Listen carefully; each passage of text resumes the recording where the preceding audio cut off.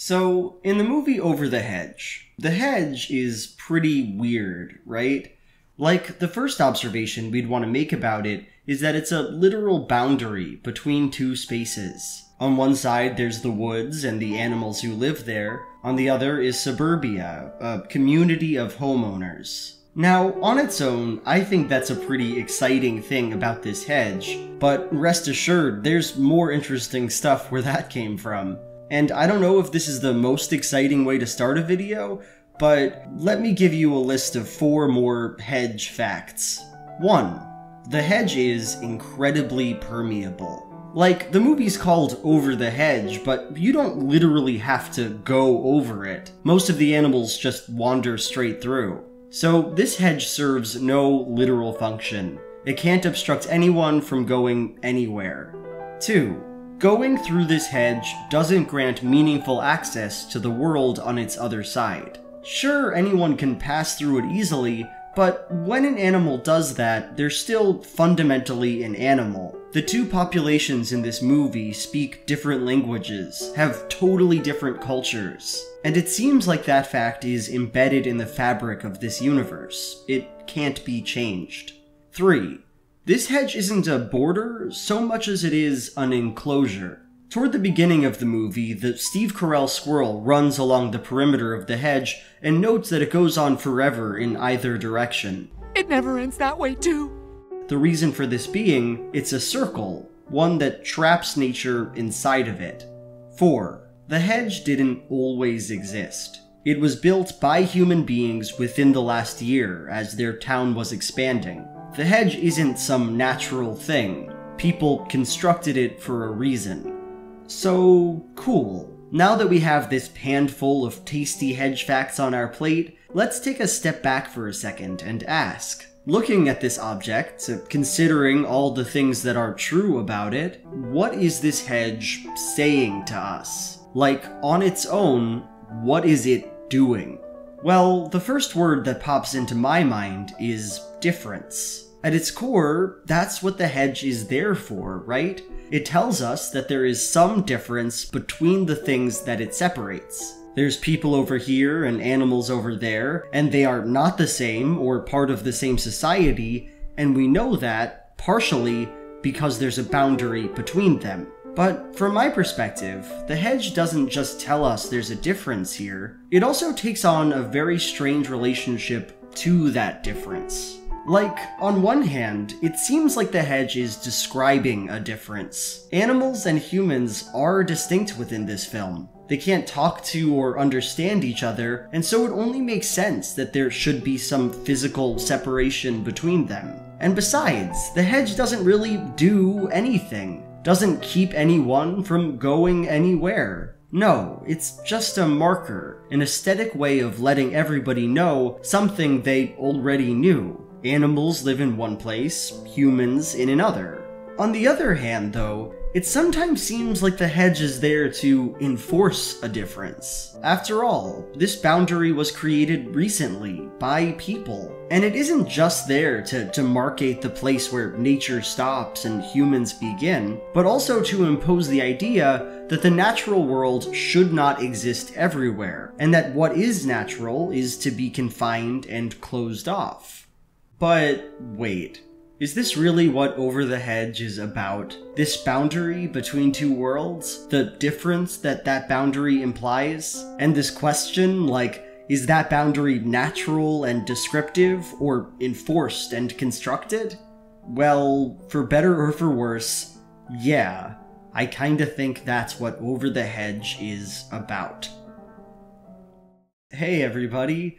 This is the second in a 3-part series I'm making on some Dreamworks films that came out between 2004 and 2007. You know, on some weird level, I feel like Over the Hedge is part of the reason why I'm so obsessed with movies like Over the Hedge. I was 10 when it came out, right around the time when I started developing a more formal taste in movies. And for me, it came to represent what it was to be a bad movie. Like, I remember knowing it was panned by critics, but still really wanting to see it. The idea of this hedge and these animals going over it, of them seeing this whole new big world to explore, I think there's something that's just inherently appealing about that. What I got, though, was a movie that felt like it didn't keep its promise. The world of Over the Hedge was flat to me. Everything was homogeneous and septic. The characters, their designs, the places they went, the stale jokes they made.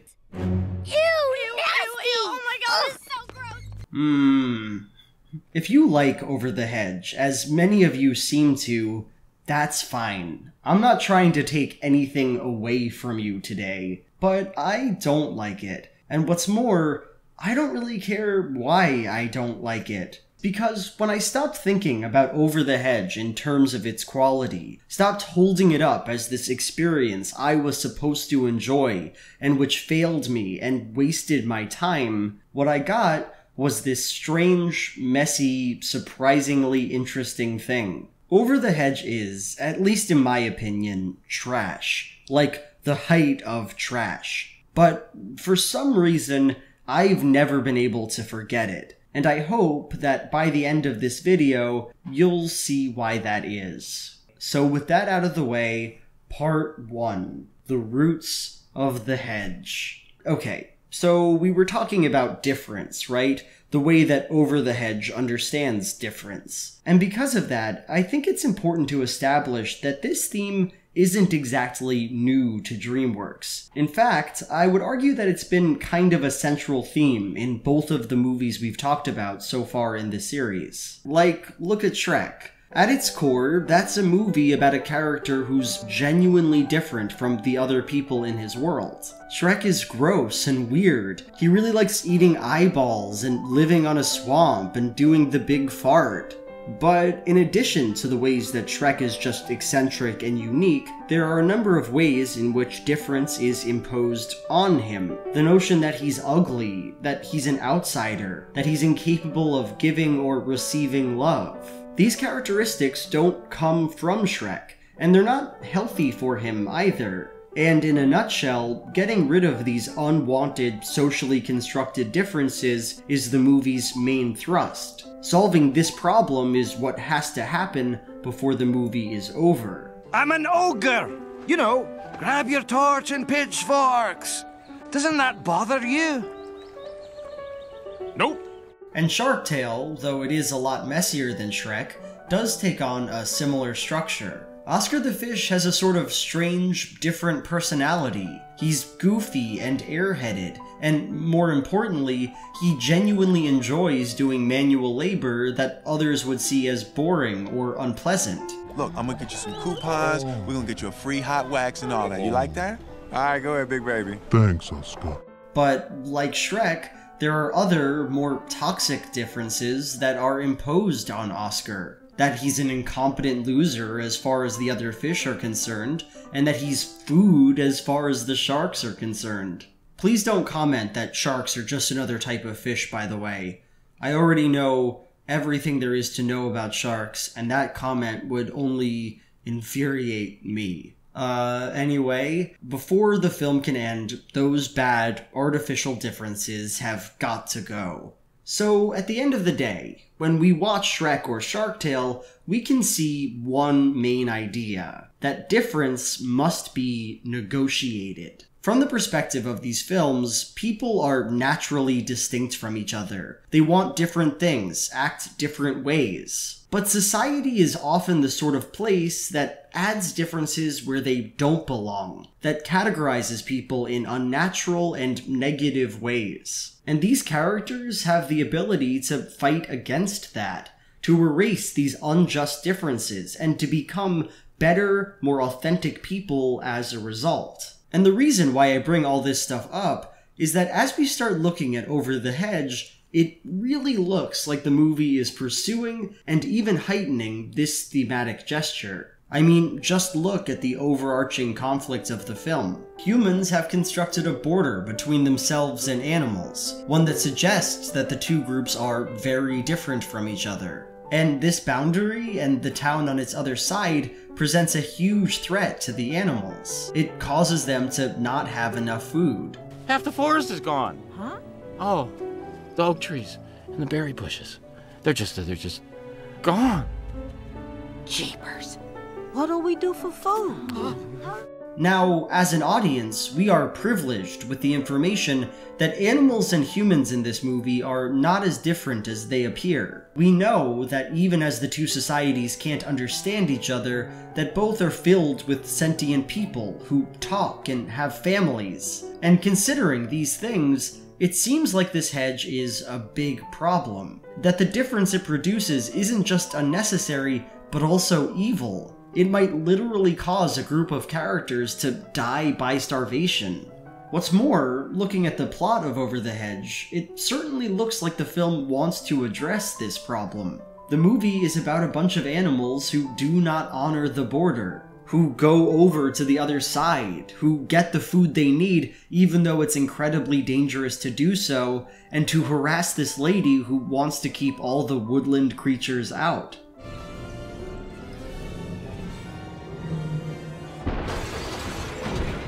From a bird's-eye perspective, this movie is thematically identical to Shrek and Shark Tale. It's about negotiating with and fighting against differences that are socially imposed.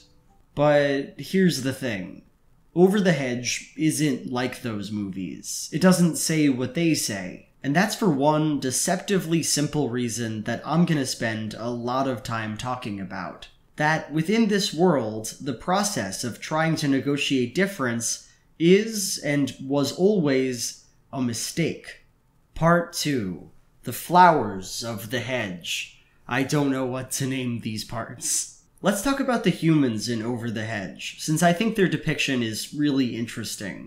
Considering what we talked about in the last few minutes of this video, we know that these people take on a negative role within the story. They've encroached on the natural world, have placed a border between themselves and nature, and have produced conditions under which many animals find it difficult to survive. There's a material conflict here, and humans are the antagonists in that conflict. But there's another important sense in which humans are bad in this movie. Put simply, their culture kinda sucks. In the first scene where CJ, our protagonist, takes all of his animal friends over the hedge to find food, he spends a great deal of time framing the society of this town as selfish and overly decadent.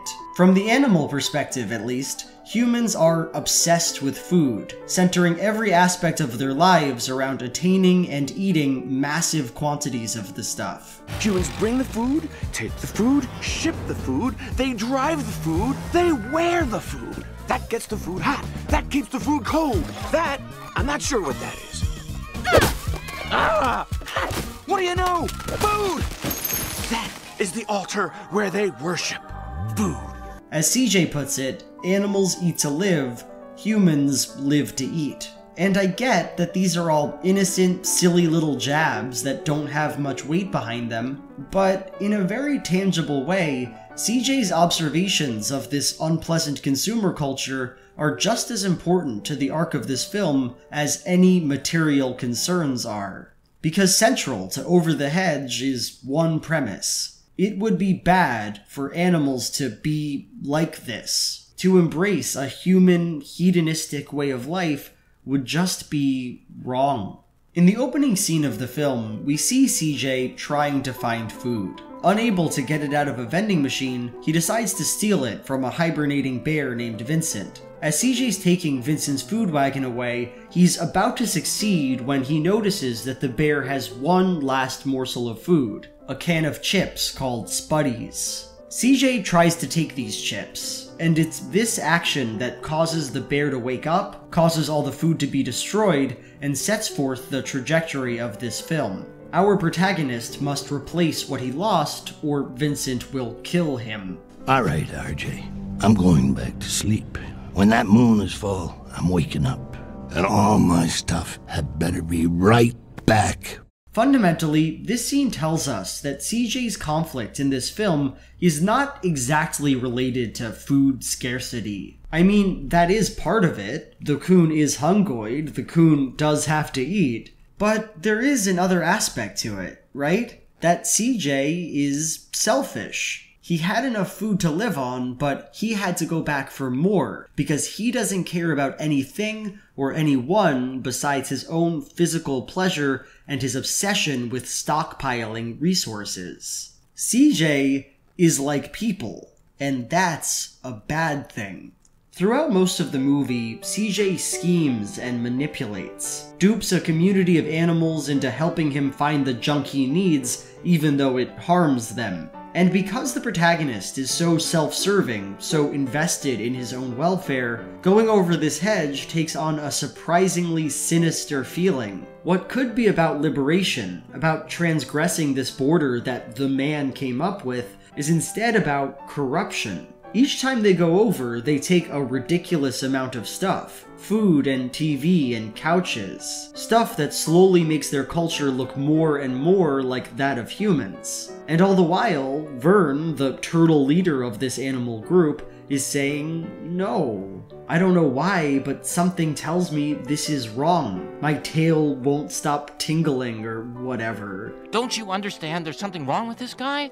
My tail tingles every time I get near him. And this negative association between going over the hedge and becoming selfish and human-like is expressed with one very important symbol: chips. Chips are the reason why CJ accidentally wakes up the bear. Their deliciousness is what convinces the animals to go over the hedge. And ultimately, the need for chips is what causes the main character's plan to get human food to go awry. What are you talking about? We have more than enough! Hey, listen, I've got about this long to hand over that wagon load of food to a homicidal bear. And if these spuddies aren't on the menu, then I will be. Now let go of my tail! What?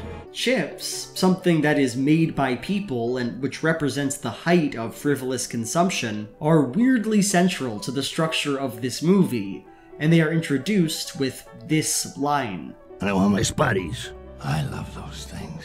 'Cause with a spuddy, enough just isn't enough. With chips, spuddies in particular, enough is never enough. Here, we have the reason why it's bad for animals to engage with the human world and consume their products. To do so will lead to a life with no possibility for real fulfillment. There will never be a point at which getting these chips, getting more products, will bring lasting happiness. With humans and their products, enough is never enough. And in the end, CJ's inner conflict is resolved when he realizes this fact. So a few saps got hurt in the process. Tough. That's life. Trust me, you don't need them. Actually, I do. And right now, they really need me. So I really need this! RJ! He turns away from a life of individualism and embraces being part of a community, a family. There, finally, he will have enough. But does he? Do they? I mean, remember what I talked about like 5 minutes ago. This is a story about starving animals, right? About people who have taken their land and left them without enough to survive. They have to traverse this border. Otherwise, they're stuck eating bark. Granted, it takes some time to chew, but that was very satisfying. A porcupine can't live on bark. Our animal friends may very well die if they don't take this action. But now, that option is pathologized, conflated with the embrace of a self-defeating consumer culture. So, going over this hedge is bad, staying behind it is death. Where do our characters go now? Well, in the last moments of this film, a contrived plot device comes in to kick this can down the road. Apparently, Hammy, the Steve Carell squirrel, saved up enough nuts last year to keep these boys fed through hibernation next year. I found my nuts!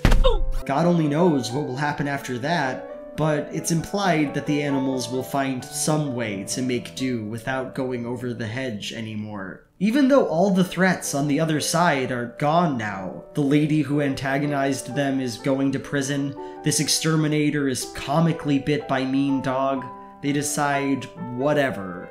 Who needs the trouble anyway? The film promises us that going over the hedge was never really necessary in the first place. That the animals have enough land to forage right here in this tiny little park. That no more borders need crossing. Part 3. The material of the hedge. So, looking at Shrek and Shark Tale, what we find is an assumption. At their core, these stories tell us that we can figure ourselves out. We have these characters, Shrek and Oscar, and they are able to divide the ways that society is forcing them to be different from the ways in which they are naturally, authentically different. And in its own weird, kinda cynical way, Over the Hedge comes in to say, no. It's not as simple as that. These two forms of difference can't be so easily divided, and often it's impossible to tell which is which. At the beginning of this film, the hedge is an act of violence, a way for the state to separate people into groups and to claim more land for themselves. But at the end of the film, the hedge is descriptive. It's something that shouldn't be crossed, not because anybody is preventing its crossing, but because our heroes realize that that's just the way things ought to be. All this to say, the world behind this hedge, a world filled with animals happy to stay there, who believe that staying there is fulfilling and authentic and natural, was constructed a few months ago by some people who wanted to make their town bigger. So that was my video about Over the Hedge. I hope you liked it, but even if you didn't, why don't you just go ahead and like, comment, subscribe, give me money on Patreon, that would be very appreciated, follow me on Twitter, and listen to my Christmas album that I made with some friends. I think it's pretty fun, and you can find that in the description. It would mean a lot to me, but more importantly, it would mean the world to my family. Anyway, now it's time for my Patreon question of the video. My girlfriend, the Rachni Queen, asks, who are some of your favorite YouTubers? You know, there's a lot of amazing people working on YouTube right now, but at this moment, the only people I can think of are the Game Grumps, my personal heroes, especially Aaron Hansen, whom I love. Okay, bye.